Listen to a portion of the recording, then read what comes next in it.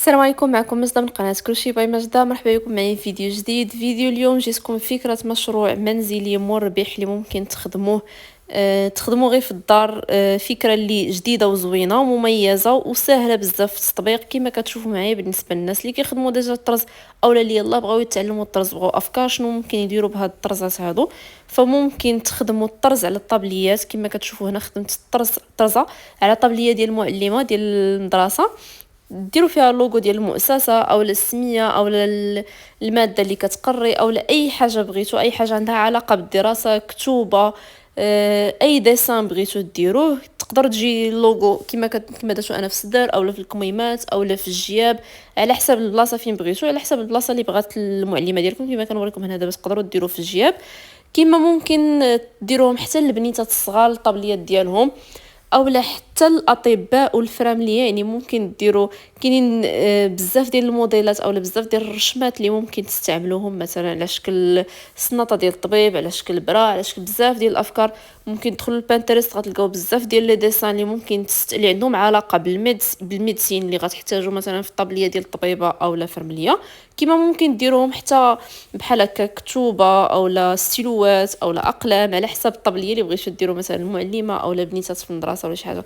افكار موجوده، غير الاساس هو انه بحال هكا طريزات اولا السميه او الحرف الاول من السميه. فكره صراحه زوينه وفكره مميزه، وخصوصا دابا مع بدايه السنه المدرسيه. يعني الناس اللي كيبغيو يجيبوا طابليات، تجيبوا لكم طابليات اللي تطرزوا فيهم، اولا ممكن ديروا نتوما طابليات ديالكم، يعني تشريوهم اولا تفصلوهم وتطرزوا فيهم وديرهم للبيع. كيجيو صراحه فكره اللي راقيه وزوينه مميزه، كتبان ديك طابليه زوينه. وحتى بالنسبه للطرز راه ما كياخذش بزاف ديال الوقت، الطريزه اللي خفيفه سهله.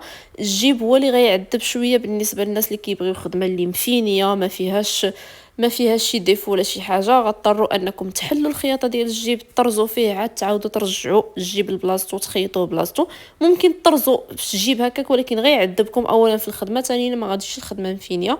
هنا كما كتشوفوا كنت صورت شي لقطات من المراحل فاش كنت خدامه فيها.